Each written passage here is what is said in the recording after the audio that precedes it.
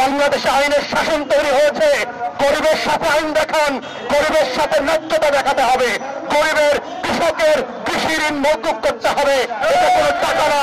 তাই বাংলাদেশ বরিশাল থেকে শুরু করে সারা বাংলাদেশের কৃষকের ঋণ মওকুফ করতে হবে। এই বাস্তবতাকে ঘিরে বাংলাদেশের কৃষি অর্থনীতি যেন ভেঙে না পড়ে, কৃষককে চলে নেওয়ার এই নাটক বন্ধ করেন।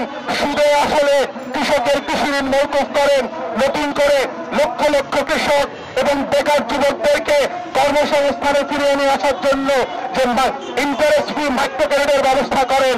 আমাদের লক্ষ লক্ষ কোটি কোটি টাকা লুটপাটের যেই টাকা ব্যবস্থা তৈরি হয়েছে, সেখান থেকে এই ঋণের মধ্য দিয়ে বরিশাল বিভাগ সহ সারা বাংলাদেশের বেকার যুবকদের কর্মসংস্থানের ব্যবস্থা করেন।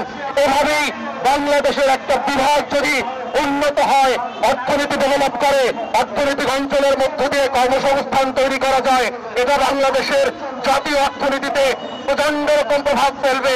বরিশাল থেকে লক্ষ লক্ষ মানুষের ঢাকায় আসার প্রবণতা কমে যাবে, এটার মধ্য দিয়ে ঢাকা খালি হবে। এবং এটাই হচ্ছে উন্নয়নের যে বিকেন্দ্রীকরণের কথা আমরা বারবার বলছি। সিঙ্গাপুরের কল্পনা বলে সিঙ্গাপুরের মতো বিকেন্দ্রীকরণের অর্থনীতি তৈরি করেন, কানাডার কল্পনা বলে কানাডার মতো বিকেন্দ্রীকরণের অর্থনীতি তৈরি করেন, মালয়েশিয়ার মতো সুইজারল্যান্ডের মিথ্যাচারের কল্পনা করে বাংলাদেশের অর্থনীতিকে বিকেন্দ্রীকরণ করেন। প্রত্যেকটা জেলা এবং বিভাগকে ন্যায্যতার ভিত্তিতে উন্নয়নের সাফল্য নিয়ে আসা, এটাই হচ্ছে আজকের বরিশাল বিভাগের দায়ে বড়দের রাজনীতির প্রত্যাশা।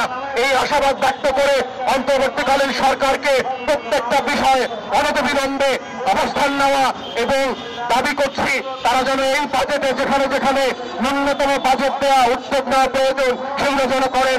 এই বলে আমার বক্তব্য আজকে এখানে শেষ করছি। আপনাদেরকে অসংখ্য ধন্যবাদ।